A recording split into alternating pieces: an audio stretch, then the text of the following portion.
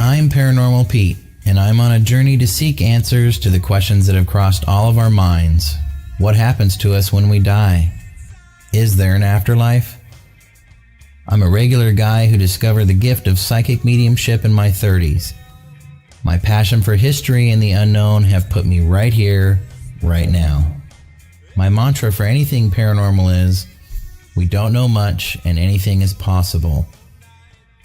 Join me as we find our way through the stories, evidence, and experiences of the paranormal and beyond in search of answers, even if that leads to more questions. Are you with me?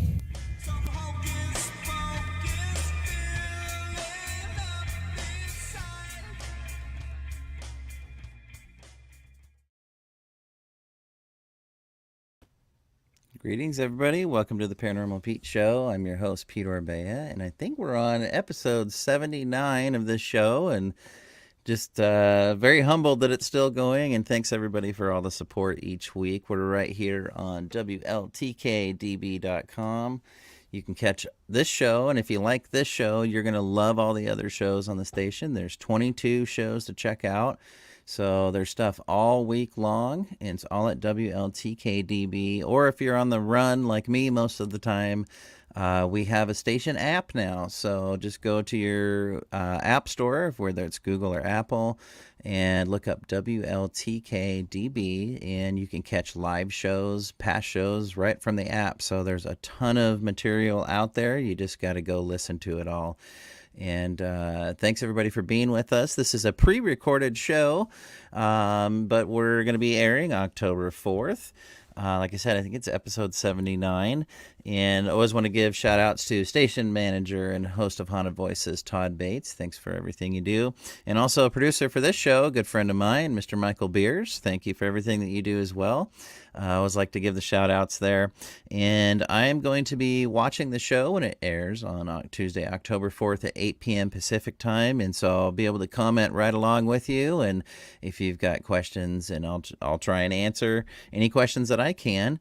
We've got an amazing guest today. Dr. Lynne Kitei is here, and we're going to be talking Phoenix Lights, and we're kicking off the month of October out of this world. So very excited for that. I've got some great guests coming up here in October, so make sure you stay tuned to facebook.com/Paranormal Pete Show, and that's my show page.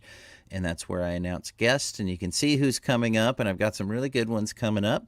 October is always a great month, especially here in Little Port Gamble where I'm at. Ghost walks are full swing in October, so if you're in the region and you want to take a tour of a real legit haunted town, my tour goes 7 p.m. to 10 p.m., and it's most Fridays and Saturdays in October. And then once a month, November through April. So you can get all that info right here at PortGambleParanormal.com. You can see all the dates and get your tickets. We've also got the Port Gamble Ghost Conference coming up November 11th through 13th. It's our 13th annual, lucky number 13 there, Ghost Conference. And we've got some really great speakers and a lot of really cool classes this year. So you can go to portgamble.com and go to the events tab, and you'll find all the details and ticket links for that. Super excited. It's a conference I put on every year. And it's just a great opportunity to meet all kinds of different people with different perspectives. And that's what we should all be doing so that we can learn, right? I will be doing, I was just at the OC Paracon down in Anaheim, and I'll be doing a recap of that on my next live show. Very excited for that.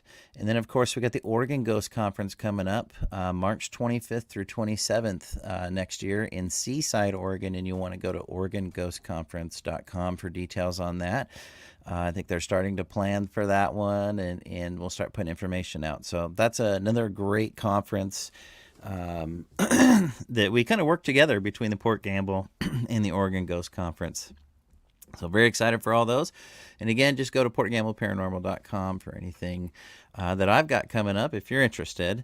But let's get right into it. We've got a lot to cover today, and I'm very excited and fascinated about this story, the Phoenix Lights, and to hear it from Dr. Lynne is going to be amazing. But I'd like to formally introduce her. She's an internationally acclaimed physician and health educator for over 50 years who pushed aside her accomplished medical career to pursue answers for the silent, massive aerial objects witnessed by over 10,000 people on March 13th, 1997, for over a dozen hours in over 4 states. She also filmed these UAP called Phoenix Lights up close and personal prior to, then during, and after what is hailed as the most witnessed, most documented, and most important mass UFO sighting in modern history. Dr. Lynne was the chief clinical consultant of the Imaging Prevention Wellness Center at the world-renowned Arizona Heart Institute until coming forward in 2004. After 7 years of anonymity and intense research as a key Phoenix Lights witnessed. Besides appearing on hundreds of national and international TV and radio shows, like Coast to Coast AM, I've been on that one. That's such a fun show. The History Channel, Science, CW, Travel, Discovery, and National Geographic channels. Dr. Lynne's 4th edition of her best-selling Phoenix Lights, A Skeptic's Discovery That We Are Not Alone book, the award-winning Phoenix Lights Beyond the Top Secret documentary, plus the Phoenix Lights graphic novel activities coloring book are all available in the vendor room and Amazon.com. So be sure you want to go to thephoenixlights.net, and you'll see all of Dr. Lynne's information and just some great photos and everything. Well, without further ado, big show welcome here in the Paranormal Pete Show to Dr. Lynne Kitei. Hey. Audience, thank you so much for letting me share, because there is so much mis and disinformation out there. In fact, there is a connection to the afterlife, which I hope that we can get to today, which I think you trust you and your audience have no idea about, as well as so much information that I gathered myself after not only having a close sighting 2 years prior to the mass sighting, but then when thousands of people saw what I had been seeing for 2 years, incredible data that I had accumulated. It's like, what do you do with that? Ironically, dedicating my life's work to community education of vital health issues, how could I not share this vital issue after I pushed my whole medical career aside for 7 years, trying to find a logical source and meaning for what I had witnessed and photographed up close and personal. And I have yet to find it 25 years later. And if we want to get to the PowerPoint, because a lot of this is visuals, and most people, even UFO experts, don't know this data. Most media picked up on the mass sighting for 2 hours, which was interesting. We'll get to the mass sighting, because on March 13th, 1997, while thousands of people were looking up at the sky for a glimpse of the Hale-Bopp comet, they also caught a glimpse to 1 to 8 miles wide of these anomalous aerial phenomena, UAP, unexplained aerial phenomena, that we'll get to, both orbs and craft. And it's mind-boggling that the mass sighting actually was over a dozen hours and over 4 states. We will get to that too. But let's backtrack, if we may, to the next slide, which is actually the topography from our vantage point. We live mountainside in Paradise Valley, and all these pictures, by the way, are on the Phoenix Lights Network website, www.thephoenixlights.net. If people want to go to the photo page, they can check them out themselves. The website, by the way, Phoenix Lights Network, is packed with information that people can explore and consider, not trying to convince anybody of anything, just sharing the data. People can decide for themselves. But this is really important picture, number one, because I took a picture from our home. We're mountainside in Paradise Valley, pretty high on the mountain range that surround what they call the Valley of the Sun. And from our view, we see South Mountain, which is on the left above, and the Estrella Mountain range, which is a few miles back, and have a panoramic view of the city skyline. So we are very familiar with what planes and helicopters and streetlights and car lights, because the airport is just in front of South Mountain. Now, in this particular picture, I put a picture capture of a car on the road there. And you can see how the lights reflect on the road, Peter. Well, that's very significant, because the true unknowns do not reflect at all. The light is self-contained. So there's a big difference there. Now, to the right of that car are skylights, like a line of lights in a house down the street, a little to the left of that. Oh, There we go. Okay. Now, what's significant about that, which is pretty neat, I don't believe in coincidence anymore. They happen to be there. If you go straight up, you can see where South Mountain and the Estrella Mountains intersect. Okay. If you go straight up. And what's significant about that in my data alone, which is another little coincidence, is 6 months before the mass sighting, I was invited to present my substance abuse prevention education program. I have a company, Health Education Learning Programs, to get curriculum into the classroom on vital health issues. And I've been working with NBC and USA Cable and sundry others to get health tips out there as well. Well, they invited me to present my substance abuse program. They have one school and they don't talk to outsiders, but I helped out the principal. And when I went back to my pictures 6 months later after the mass sighting, it seemed that these phenomena keep popping up right in that area where South Mountain and the Estrellas intersect. So I called up the principal. I said, did anybody see strange lights on March 13th? And he started to giggle. And I said, is that funny? He said, oh, are you kidding? We've been looking up at them for centuries. We call them sky people, light beings. I had no idea. But for me, this is important ingredient in all of the Phoenix Light story, because indigenous cultures worldwide not only believe that there are other intelligences out there, but are visiting us. The Hopi right here in Arizona have protocols to invite these phenomena in. Many think that these orbs that I'll be describing are spirit world or ancestors coming to give them guidance or comfort or knowledge or inspiration. And I have to tell you, I knew nothing about this topic at all. I've never chosen to get involved in this topic, but I am definitely inspired to do what I'm doing. And I have to apologize, I get very passionate about this. But the other thing that he mentioned is that that's how the Estrellas got its name. It means star in Spanish, gateway to the stars. And they believe that there's a gateway or portal in that area. And you'll see from the subsequent photographs that I've taken prior to, during, and after the mass sighting, that these phenomena keep popping up in that area. I don't know if there's a portal or gateway. That's up to the audience to decide. But on February the 6th, the night before my birthday, another little coincidence, my birthday eve, while I was in another room in our bedroom, and one wall of our bedroom is a window. So we get to see whatever pops up out there. And my husband happened to be standing at the window talking to my mother-in-law back east in Philadelphia, where we're from. We moved here in 1980, and to wish me a happy birthday. And he was on several state and hospital medical boards at the time. Nothing ever ruffled his feathers, and he sounded alarmed. He says, oh my God, what the hell is that? Get over here quick. And I grabbed my towel, wringing wet, run over to the window, dripping, and a little below us, and we're pretty high on the mountain, and we're gated. Okay, number one. We're also nestled in the mountain ranges, a no-fly zone, so there is no way this was military. A little below were 3 amber orbs in a pyramid formation, one on top and 2 closely aligned underneath. And I immediately looked underneath. No one should be there. It's very treacherous desert landscape anyway, but we're gated. And it was totally black. And I'm thinking to myself, I want to get my video camera, but I didn't want to miss anything. And you'll hear that from many people who have a paranormal experience. They don't know how long it's going to last, and you're in such awe. I tried to take everything in mentally. And I always go back to this sighting in 95, because I saw this up close and personal, just yards from our home. They were 3 distinct orbs, and I called them an orb because the light did not extend outside the edge. They were oval shaped.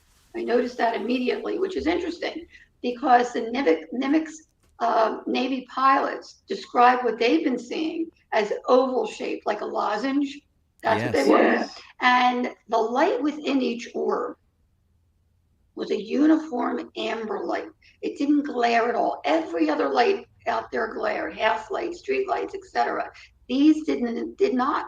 very mesmerizing, very soothing. And I thought, if I don't get a picture of this, no one's going to believe this. And I keep a camera handy in the closet because I collect sunsets. In fact, I just posted a beautiful sunset on Facebook, my page on Facebook. I go running to the closet. My husband calls me back. He says, get over here quick. One of them is disappearing. I grab my camera, run over to the window, and a little below us, the top orb, without budging from the other two, started to shrink very, very slowly, mechanically, like a dimmer switch, like someone's behind it, intelligence was behind it, getting smaller and smaller and smaller, till it was pea size, very slowly, and then disappeared. But it felt like it was still there. Where did it go? I step out on the balcony, get a quick picture of the two lower orbs. And I have to tell you, while it was disappearing, the only shows, we have two boys that are now men who were growing up, and the only shows we watched were Star Trek, the original Star Trek with William Shatner, because of the beautiful messages, and E.T. and Close Encounter movies. And the first thought in my head was the Romulan cloaking device, which wavered, which I noted. Okay, I really noted that it did not waver, but it felt like it was cloaking. Anyway, I get out on the balcony, immediately noticed an eerie silence, as if time had stopped. And I had quickly taken a picture of the two lower orbs. You can get to the next picture and you'll see it there. There you go. On the left bottom there, you see the two orbs? Yes. Okay. And it was just so uncanny. I mean, it was totally silent. It was just bizarre. And as intently as I was watching these two lower orbs, and I did not admit this to a soul until 2 years later after the mass sighting, it felt like something was watching me. And that absurd. And going through my mind, I was thinking, who are you? What are you? Do you know that I'm here? I'd love to meet you. The next thing I remember, the left bottom orb started to shrink, just like the top one did, very slowly. And I quickly got a picture of that. Something told me to take a picture. That's the next picture in the series. That's the last picture I took. And you can see I thought one half disappeared. The miraculous picture is the only one that turned out at the time, Pete.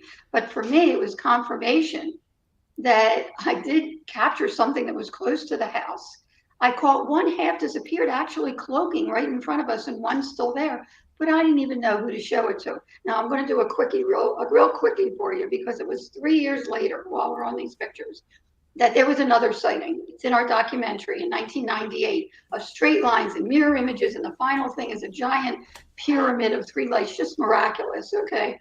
And 4 of us, I alerted the others that I had been seeing these lights through a fog for the first time since the mass sighting, and alerted Village Labs. Nobody knew who I was. I just told them to tell the videographers from March 13th to be on the ready, and they were. And 4 of us captured the same exact 40-mile wide, 20-minute array of straight lines and mirror images and so forth. And I'd been told to contact Navy optical physicist Dr. Bruce Maccabee, who I figured, you know what, now I have 4 videos, the same time, the same event.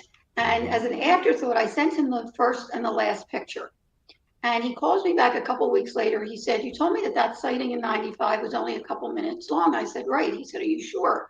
I said, that's what it seemed. He said, you have to ask your husband to corroborate.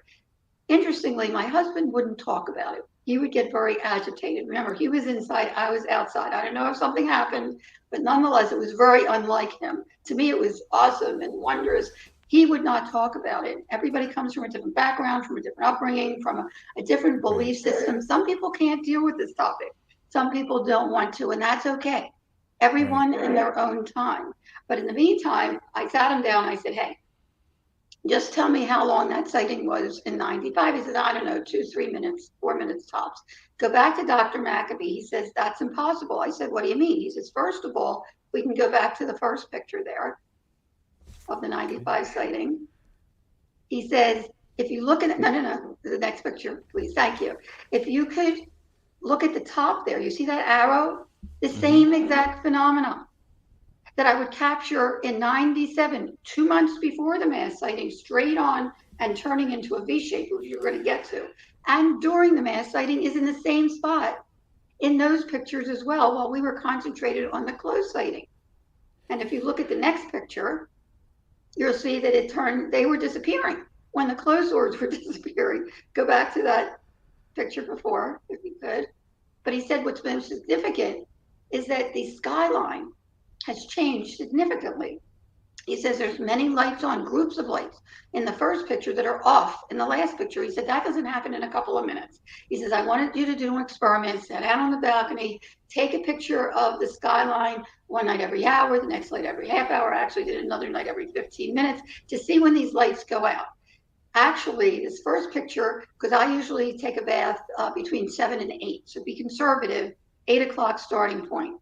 The lights start going out at 9 o'clock. The last picture is indicative of 10:30, 11 o'clock. If you want to go to that picture, he says, can I present this case at the upcoming 1999 MUFON International Symposium in Washington, D.C.? I said, hey, Dr. McAfee, this is your baby. I would have never noted this data. Whatever you want to do with it, just leave my name out of it. And he presented it as the first, if not the only, authenticated photographic evidence ever of missing time. And his whole report is actually 21-page report is on the website if anybody cares to take a peek at it. Anyway, getting back to the stories, a little interesting aside for you. Didn't see anything, even close remotely like those lights until January 22nd, 1997. I'm lying in bed. And again, you can notice anything that pops up there. I noticed 3 giant orbs at a distance far west in an equidistant line formation. I'm thinking, wait a minute, they're in a line, they're hovering for minutes, they're huge, they're amber, strangely similar to 95. And I mentioned it to my husband. He said, do I still have to go to work tomorrow? That was his okay. The next night, he was at a medical board meeting. And I get up to the bedroom. I notice out of the sliding glass door that's perpendicular to the big picture window, the same 3 orbs are in a line now far south, in front of South Mountain, because there's red blinking lights on top of the mountain that alert jets coming into Sky Harbor right in front of South Mountain that there's a mountain there. And I thought, okay, enough. I run downstairs, grab my video camera, get outside, get about 18 seconds worth. The battery goes dead. I run in, hook up the batteries, about 8 o'clock, run out, they're gone. My husband comes up the long driveway about 8:30. I go outside. I said, honey, remember I told you about the 3 equidistant, huge amber orbs last night far west? Well, about a half an hour ago, they were right in front of South Mountain. As I'm pointing like this, they reappeared in the same spot. And I was like, whoa, I got to get a picture of this. I run upstairs. And again, I don't believe in coincidence, Peter, because in video, it doesn't do the lights justice. They're much smaller, they're white, they flicker. Nonetheless, if you really study them, the formations are very compelling, but they could be mistaken for something else. But in 35 millimeter, they're in the negative. They can't be fudged, they can't be they can't be hoaxed, whatever. I get out on the balcony, just as I'm ready to shoot the 3. Suddenly, 6 pop on top of the 3, massive span, equidistant from each other. Next picture, please, that people can see. Actually, I was shaking. That's why it's wavy.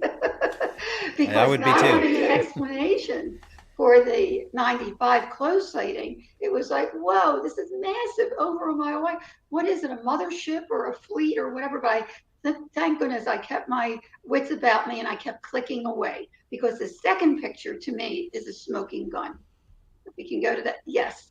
Because 2 months later, during the mass sighting, thousands of people would describe what they were seeing right above their heads or coming towards them was 5 lights in a V formation with 2 trailing lights. What's that? That's 2 months before the mass. That looks like that to me. Yeah, people don't know this data, which is so important because it's not just March 13th. There is so much more to this story. And I kept clicking away. The next picture shows that as the 3 bottom orbs are disappearing, the top formation is turning. And then the last one, which is the last in this series, is it turns, it looks like a V. Okay, it looks like every other one is bigger than the one in between. So is it a V with, the closer arm is the bigger orbs, and the little in between are a further away arm. Anyway, it was so unnerving that as they're disappearing on the bottom, I ran in, called the Arizona Republic newspaper, which is the big newspaper here, and said, there's strange lights in front of South Mountain. You got to get somebody out there, take a picture, and tell me what it is. They disappeared. Next morning, I figured, you know what? There has to be a logical explanation. I'm a healthy skeptic, okay? Even though I saw it up close and personal, what the heck is going on here? Mm-hmm. So I called the Arizona Republic. I said, did anybody call last night to report strange lights in front of South Mountain? She gets off, she gets right back on. She said, no, nobody called. Well, I know I called. So I said, well, we saw strange lights. I'm just trying to find a logical explanation. She said, sometimes Luke Air Force Base sends out experimental maneuvers that they don't tell the public about. And I figured, oh, okay, that sounds reasonable. I call them up, try to be very professional. My husband and I are both physicians. We live down inside in Paradise Valley. We saw strange lights in front of South Mountain last night. Could you tell me what they might have been? And from the get-go, she had an attitude. And she said, well, they didn't come into Luke Air Force Base. They didn't come out from here, so we had nothing to do with them. I said, be that as it may, we did see something. I even got pictures of it. Who can I call? She said, well, it sounds like it was near the airport, so why don't you call them?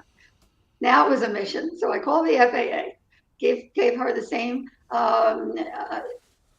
speech. And she says, well, let me ask if there are any air traffic controllers here last night. She gets off. She finally gets back on. She said there was a group of air traffic controllers the night before who saw some strange lights over Class B restricted airspace. There's a 30-mile radius around the center of the airport. Anything that comes into that airspace, especially 1,000 feet that these were, must call into the tower. So I said, well, please, can I speak to at least one of them? Actually, there were a couple there that morning that saw it the night before. The guy that got on the phone, this is very low key. I had met him subsequently. He was more excited than me, Peter. He said, did you see the 6 door you could different from each other hovering information last night at 6:30? At 8:30? I said, yes, that's why I'm calling. He said, there were actually 3 at 8 o'clock. I said, I saw them too.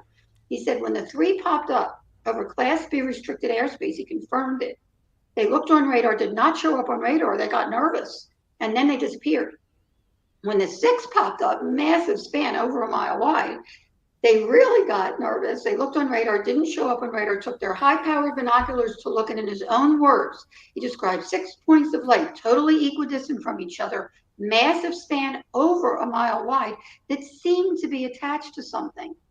Or you would hear that again 2 months later during the mass sighting, or had a force field holding them in rock solid formation. And he was also a meteorologist, which was another wonderful coincidence, because he said that the entire thing turned as a unit against the wind and then elevated slowly and moved in synchrony behind South Mountain. So I said, so what was it?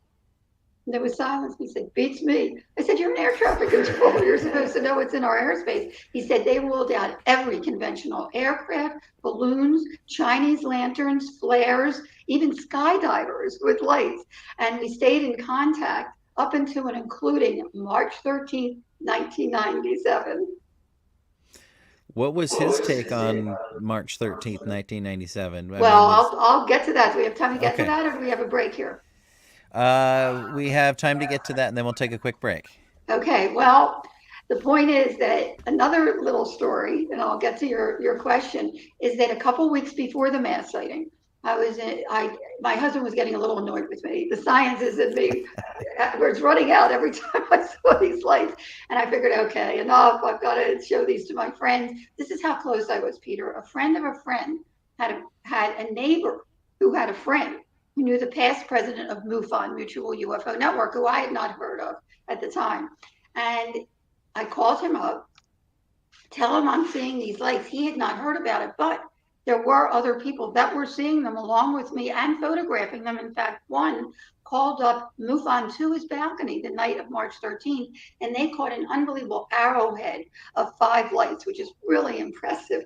His video and my video are before 10 o'clock. Very significant. At any rate, he refers me to a field investigator for the following Wednesday, who calls me on Tuesday to say the then state director wanted to be there, but his mom had passed. This is all connected. I believe, and that the funeral is on Wednesday. Could we postpone? It was like, oh my goodness, I've got to see somebody, but I was so busy. I said, I have a window of opportunity Friday morning at 10 o'clock. He said, great. I knock on his door. The first thing he says to me is, did you see the mass sighting last night?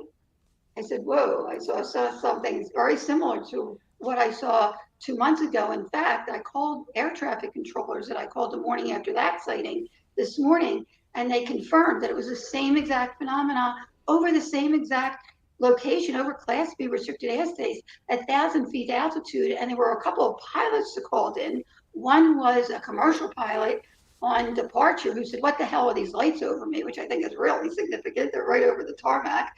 And another was a private pilot, didn't name any names. We'll get to that a little later, who that private pilot was. And I said, and I did take some video from last night. The 6 lights popped up, and by the time I got out there, I got the 3 end lights of a giant V or triangle. He said, great, because NBC was coming to interview him in a half an hour. I said, whoa. I said, hey, listen, I don't know what we're dealing with here, a hoax or military or whatever.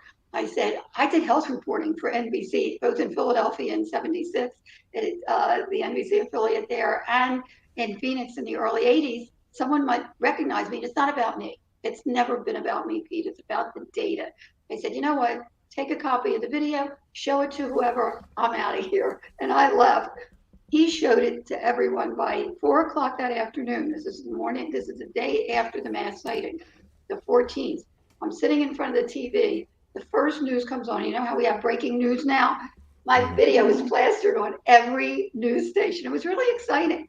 I mean, to have seen these things and documented in one film. I didn't know what they were, but now people were seeing what we were seeing. It was really, really exciting. And for the first time, I was hearing that thousands of people were seeing what I had been seeing for 2 years right above their heads throughout the state of Arizona. But there's a lot more to the story that we'll get to after the break. Yeah. Oh, this is amazing stuff. Thank you so much. We're going to take a quick station break. We're here in the Paranormal Pete Show on WLTK-DB.com. We got guest Dr. Lynne Kitei with us talking about the Phoenix Lights, someone who was there, experienced these things up close and personal, and documented it. So it's pretty amazing. We'll be right back here on the Paranormal Pete Show with Dr. Lynne in just a second. Thanks for watching.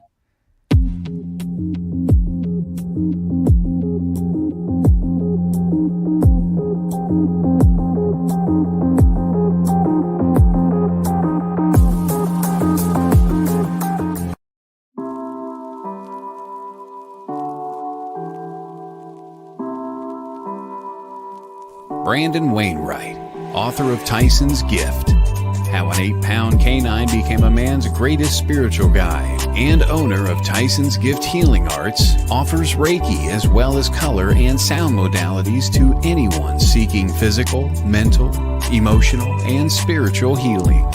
While color and sound healing, a technique that brings balance and health to one's chakras and body, must be provided in person. Reiki, a Japanese form of energy healing, can be given in person or equally effectively from a distance. For more information or to make an appointment for a session, please visit TysonsGiftHealing.com. That's TysonsGiftHealing.com.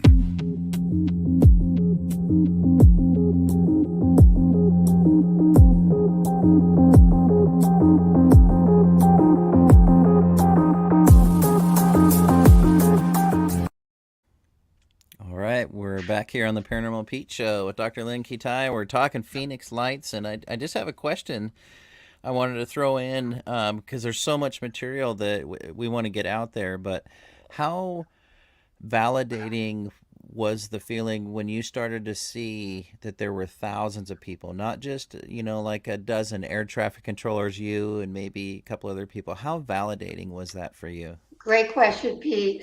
First of all, I apologize to your audience for talking so fast, but I want to get, there's a lot to get in here in an hour. So, that's okay. So I'm really trying to do that for you guys. But it was amazing because, again, I didn't know what these things were. People ask me all the time. To this day, I don't know what they were, but I know that they were. And it's time we get this topic out in the open. We address it. we accept it, and we study it so we can find out not only who's driving these things, but move forward in our own evolution.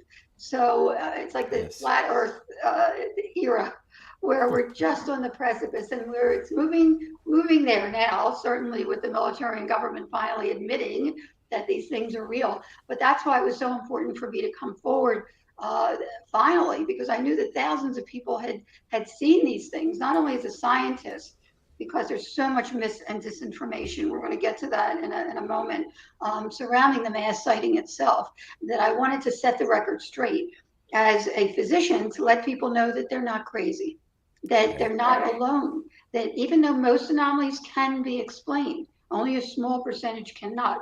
But just because we don't have the technology yet to definitively define what these things are, it doesn't mean they're not real. So certainly to validate it, and also to let people know, even though they might have an experience that can be explained, it's real to them. And as a physician, as an experiencer, I know how that feels. And if you don't share it, even with one person, I always invite people, please feel free to share on Facebook. I have the Phoenix Lights Network page, or email me, go to the website, thephoenixlights.net, Phoenix Lights Network, and actually on the first page, because we're going to get into this, how people were affected in real time and long term. We have a study going on right now, because I'm trying to be as scientific as I can with this data and quantitatively evaluate how it affects people, the Phoenix Lights and similar phenomena.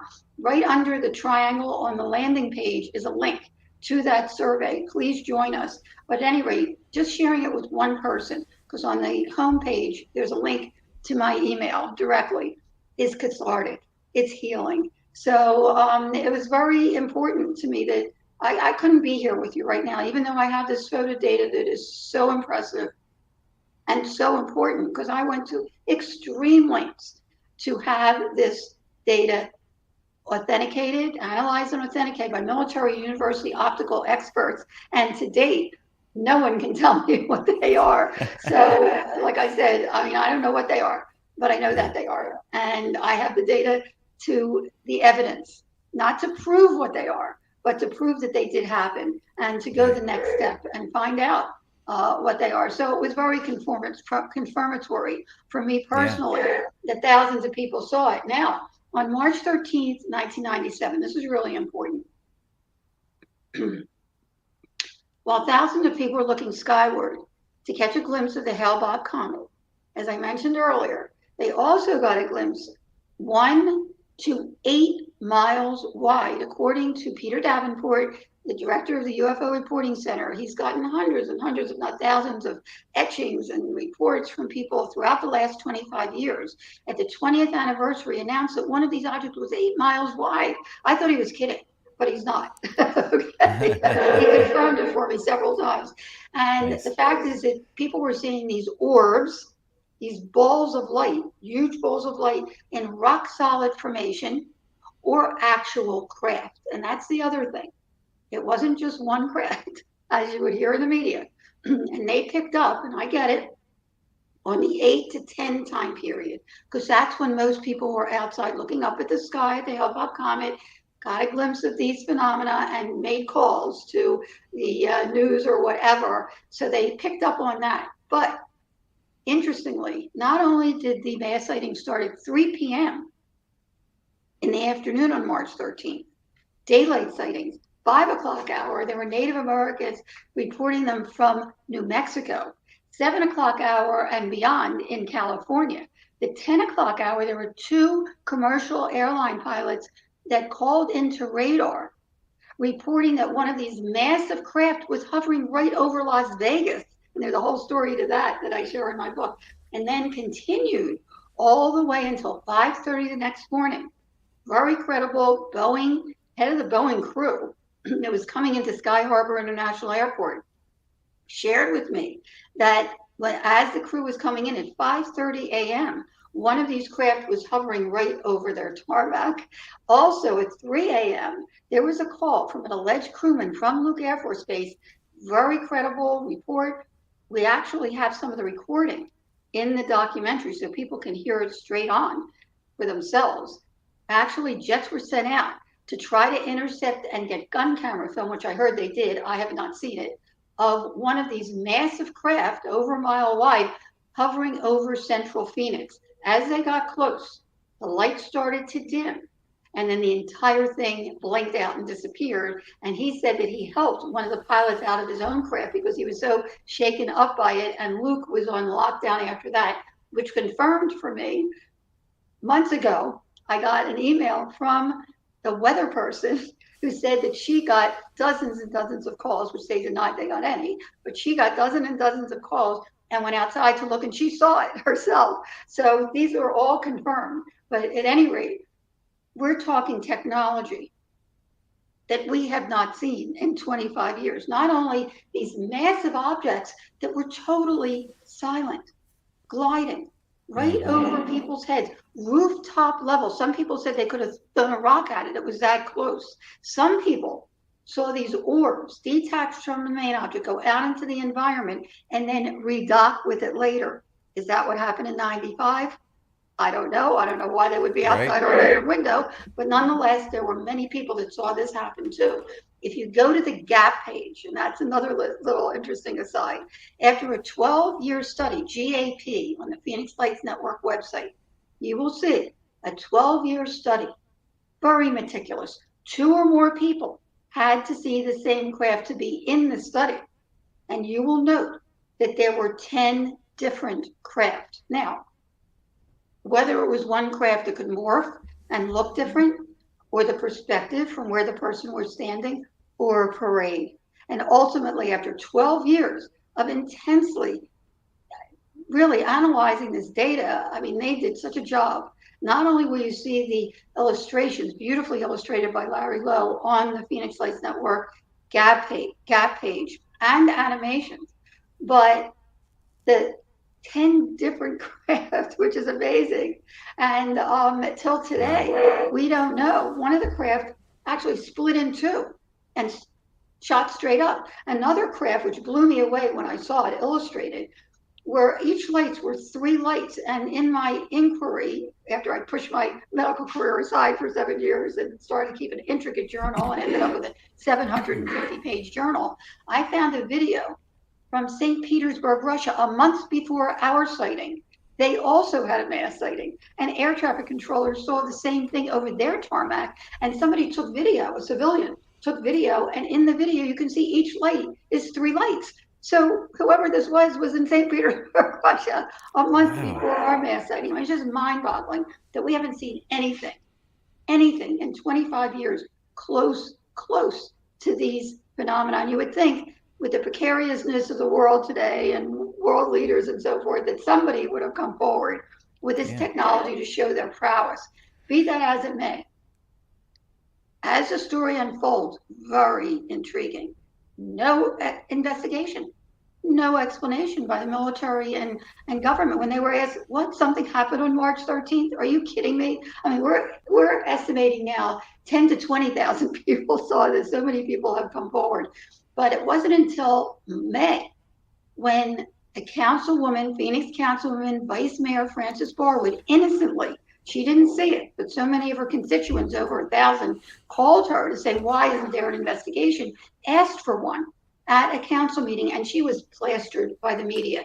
The snickering, the ridicule, the discrediting at the time in 97 was rampant. I was so happy to stay anonymous. I did not want to come forward until I did my homework if it was something that needed to be shared. But in the meantime, anybody that did, really, I mean, they took a hit, and she did too. And that kind of put a lid on it for a bit until June 18th.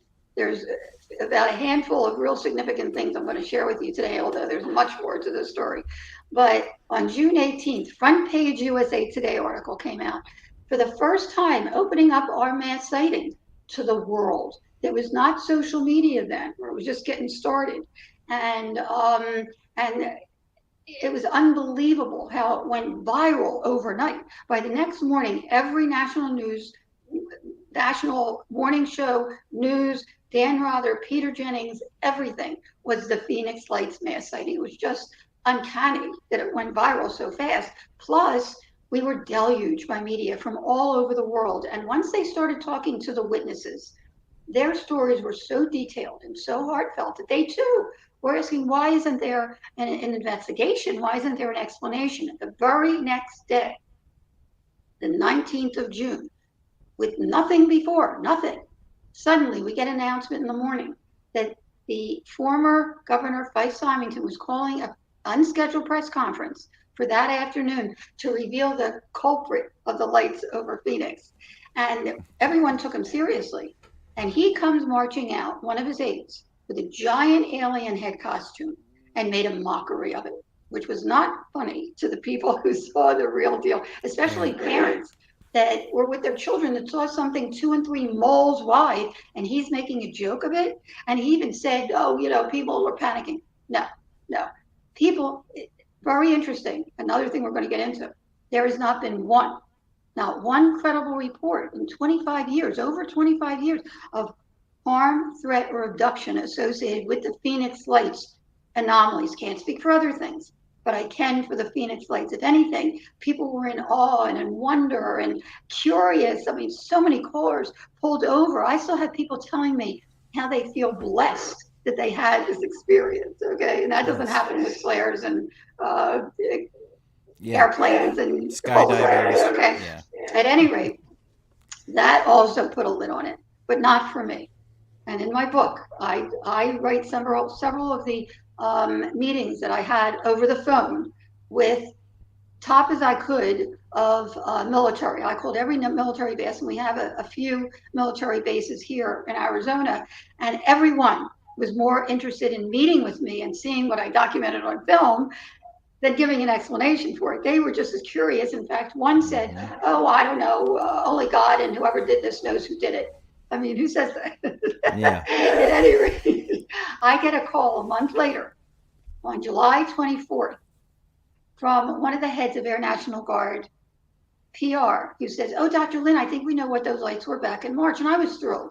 I have to tell you, Peter, I was looking for any logical explanation at this point. Right. She says, do you believe that in all this time, nobody ever looked at the log for visiting Air National Guard, and the Maryland Air National Guard was in town sending off military illumination flares in Operation Snowbird, which I later found out in military terms means diversionary tactical maneuvers, okay? So they may have been sending off flares to divert attention from the true unknowns, but I have to say to this day, I don't have not one person that saw the real deal describes anything that flares do.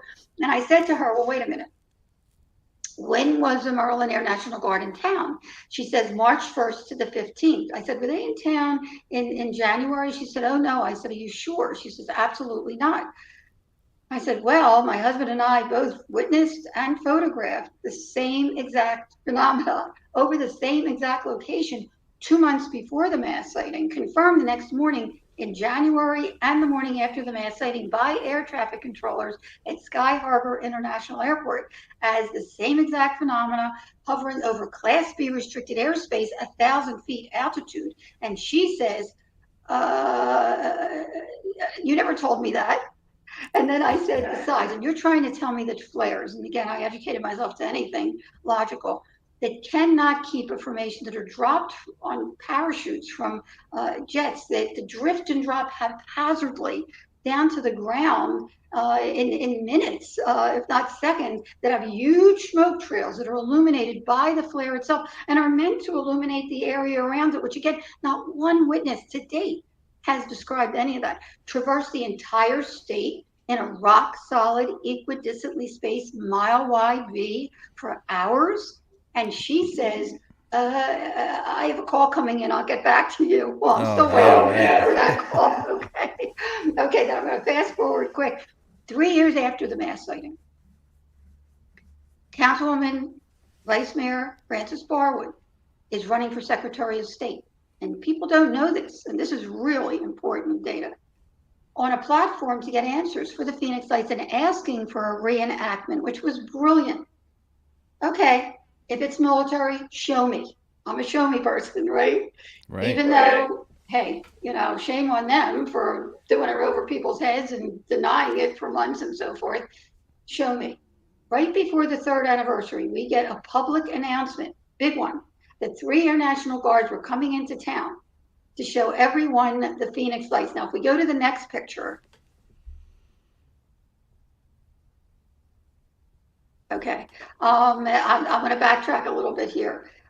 First of all, that was the parade that was happening. And if we go quickly through the different craft, okay, there we go. People can see the different craft, and we can just keep going. And you can see how different they are. There we go. And see how, I mean, they're really, really different. There we go. Okay. Wow. Okay. If you go on the photo on the news page on the Phoenix Lights Network website and scroll down a little bit, you'll see a block that says AZ Family. And you'll see exactly what they tried to do. 3 Air National Guards came in town to show everyone the Phoenix Lights with a deployment, a reenactment of supposedly the Phoenix Lights. Now, whether they thought it would be a diversion or to discredit it or confuse the issue, I don't know. But it was a joke. They tried, talk about a joke. They tried to make a triangle, was upside down, it fell apart immediately, had huge smoke trails. One of them actually fizzled out. If anything, put the nail in the coffin for it being flares, which some people still feed into to today. It was their attempted reenactment to date. The Phoenix Lights have never been reenacted or explained. And yet they still appear worldwide. And you can see right there, the top line are the true unknowns. And again, the light is self-contained. On the bottom, you can see the deployment there on the bottom left, which is interesting.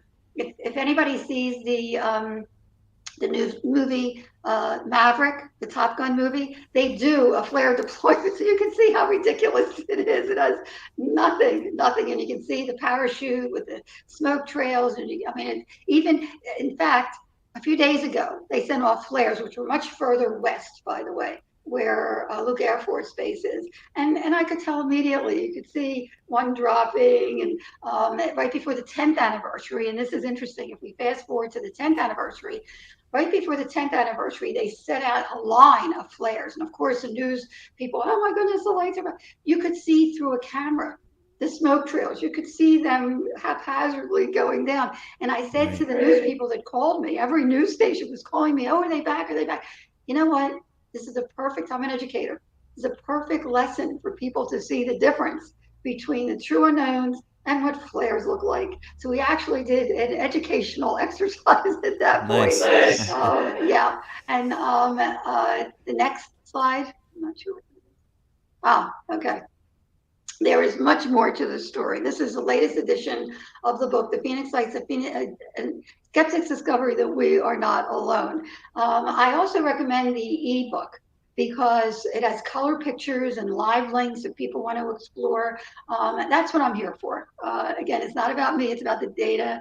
And I hope I can be a small voice so people actually will look at the data. And there's so much more. And half the book is about this, okay? How the Phoenix Lights affected people in real time and long term, as I mentioned. And do we have a little bit of time for me to get into this? Because I found the connection between all unexplained. We got about 5 minutes. 5 minutes, okay. A number of people had mentioned to me that they had near-death experiences as children that was reawakened by the mass sighting. And I think your viewers who are into the ghost thing and all this would really appreciate this. And I thought, whoa. I mean, that really got me, because I did too. I had a near-death experience at 8 years old. I lay it all out in the book. And I've had a number of people ask if I think that's the foundation for what happened now. I don't know. I'll let the reader decide. But nonetheless, it was life-changing, okay? I did meet beings in glowing white robes above the earth, giant beings. I could not see their faces because their hoods were over their faces, but I felt their unconditional love for me. And I came back with a very profound message that I've carried with me and felt that they've been with me, been my guides since I was 8 years old, and I'm hitting 75, so it's a long time. And I've trusted in their guidance, and it's always taken me to a good place. But I thought, push me aside. Could there be a connection between all unexplained phenomena? When I started looking, I started finding such credible data at university level, the Omega Project, this thick. I lay it out very simply in the book. Dr. John Mack at Harvard was also coming to the same conclusion. Near-death experience, out-of-body, unexplained aerial phenomena that have a mystical light associated with the experience. Not only the experience itself is very, very similar, but the after effect, the profound awakening, the enlightenment, the positive transformation, the connectiveness to everything, to the universe, to the earth, to each other, is felt so strongly. And the message so that people are getting, not only from near-death experience, but also from contact, is wake up to what you're doing to your planet and to your earth before it's too late. And before we finish, right after the Pentagon came forward, in 2017, New York Times, the pilot also came forward, the private pilot, who is none other than Kurt Russell, the actor, who, to me, it's mind-boggling that he was actually reporting his sighting of these lights on close approach to Sky Harbor while I was filming it. So that's pretty cool. And there is so much more to this story, including that if you look at his wonderful UK report that's on the news page on the Phoenix Lights Network website, he talks about just forgetting about it for 2 years. We have other people that happened to too. We have telepathy. We have people that saw these craft, that saw beings at windows. I mean, there is so much more to this story. So I hope people will, open the book. It's a very quick read. It's a 4th print. The first book was so important. Every word is there for a reason. I squeezed that 750-page journal to 230 pages, and just have added chapters as the story has unfolded, as the governor came forward, as Russell came forward, and so forth. So the book is the latest edition, the 4th edition. Also, our documentary, which is the next one, is streaming not only on Amazon.com, but if you have Tubi, it's streaming for free if you want to take a peek at that. And that's just a gentle overview. The book has much more data and more to the story. But the documentary is a gentle overview, so I didn't want to freak people out, but wanted to have them see if any of the people in it are also in the book. So that's kind of fun to see. And then I also work on a curriculum, and the next thing is our graphic novel activities coloring book, The Adventures of Sue F.O., if we can get to that.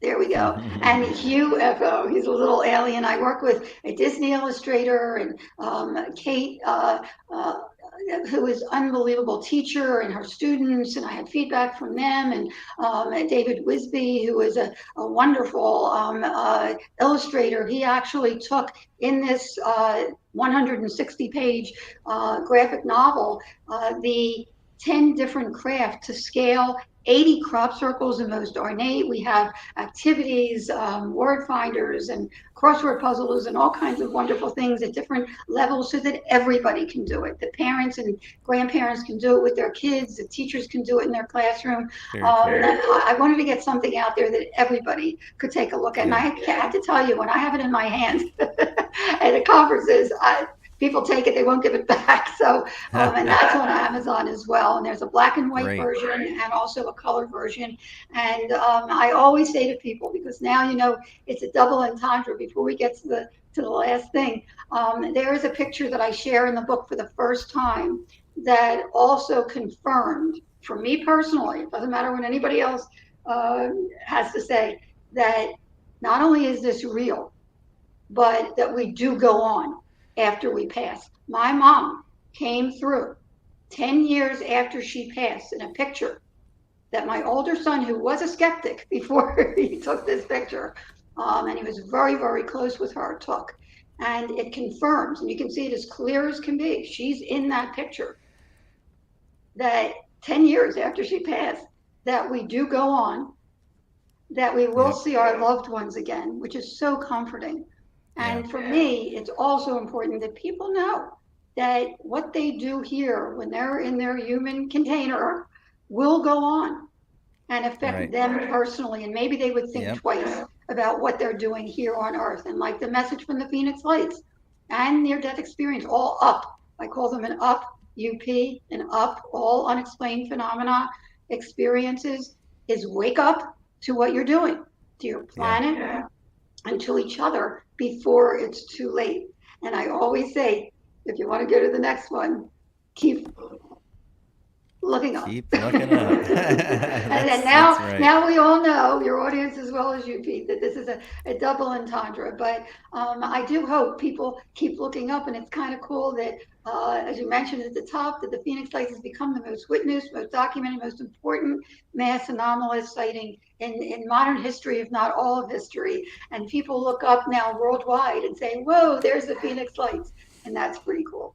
This is so fascinating, and I just have to say thank you for the work that you're doing to get this out there, to keep it out there, and it encourages more people to talk about it, think about it, share their experience, and we'll put some links up during the show where people can go to www.thephoenixlights.net and check out the survey that Dr. Lynne was talking about and share, how have these affected your life? It provides more data. More data will lead to more answers, hopefully. And I just got to say thank you. Yeah, go ahead. Oh, thank you. And I'm also going to be doing a workshop. And I invite at the International UFO Congress on Sunday, October the 16th at 1 o'clock. And we're going to be even getting into more of the inside story. I'm going to be sharing that picture. So if anybody comes there, they'll get to see this ghostly picture that is pretty